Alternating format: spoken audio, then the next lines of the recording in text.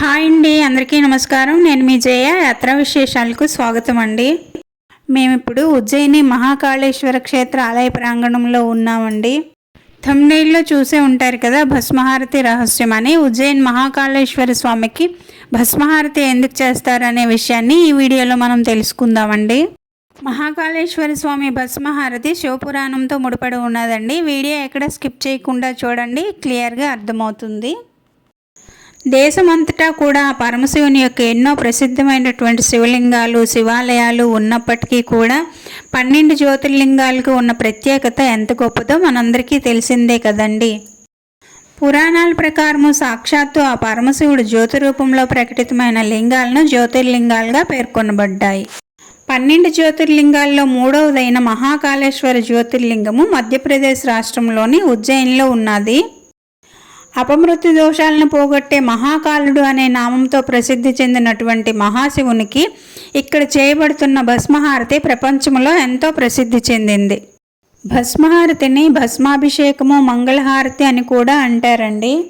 ప్రతిరోజు ఉదయం 4 గంటలకి స్వామివారికి అభిషేకం చేసిన తర్వాత స్వామివారిని చక్కగా అలంకరణ చేసి స్వామివారి పైన ఒక క్లాత్ను కప్పి స్వచ్ఛమైన భస్మాన్ని ఎంతో పవిత్రంగా స్వామివారి పైన చల్లుతారు. ఈ భస్మహారతిని తిలకించడానికి ప్రతిరోజు కూడా కొన్ని లక్షల్లో భక్తులు హాజరవుతారండి.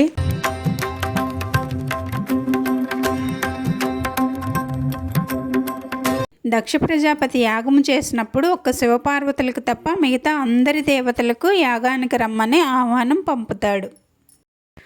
అప్పుడు సతీదేవి నా కన్నవారింటికి వెళ్ళటానికి నాకు ఆహ్వానం ఎందుకని చెప్పి పరమశివుడు వద్దని వారిస్తున్నా వినకుండా దక్షుడు చేసే యజ్ఞం చూడటానికి వెళ్తుంది.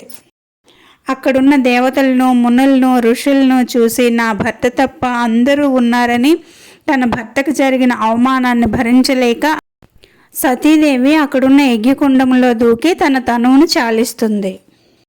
ఈ విషయం తెలుసుకున్న పరమశివుడు కోపోద్రేకుడై యజ్ఞం జరుగుతున్న చోటుకు వెళ్ళి మంటల్లో ఉన్న సతీదేవి మృత శరీరాన్ని తీసి పట్టుకొని బిగ్గరగా అరుస్తూ రోధిస్తాడు. సతీదేవి యొక్క మృత శరీరాన్ని భుజాన వేసుకుని రోధిస్తూ పిచ్చివాడిలా తిరుగుతూ ఉంటాడు పరమశివుడు. ఇది గమనించిన శ్రీ మహావిష్ణువు, సృష్టికర్త అయిన పరమశివుడు ఇలా పిచ్చివాడిలా అయిపోతే ఈ విశ్వం ఏమవుతుంది అని ఆలోచించి శివుని భుజం పైన ఉన్న సతీదేవి మృత శరీరాన్ని శ్రీ మహావిష్ణువు తన చక్రంతో ఖండించి వేస్తాడు.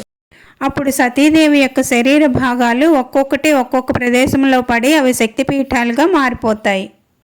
ఇక్కడ శివుడు మాత్రం రోధిస్తూ సతీదేవి పడిన యజ్ఞకుండంలోని భస్మాన్ని అంటే బూడిదను తన ఒంటి నిండా రాసుకుంటాడు.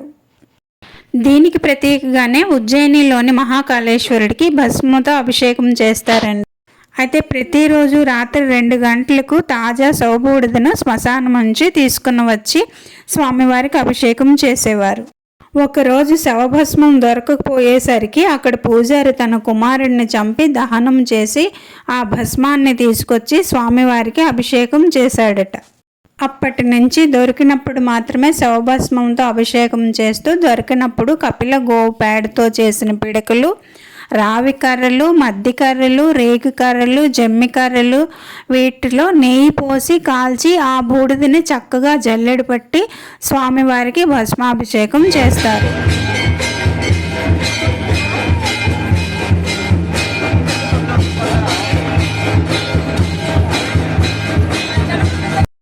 శవభస్మము అనగానే మనం ఎంతో భయపడిపోతాము. అటువైపు చూడనైనా చూడము, దానిని ముట్టుకుంటే స్నానం చేస్తాము.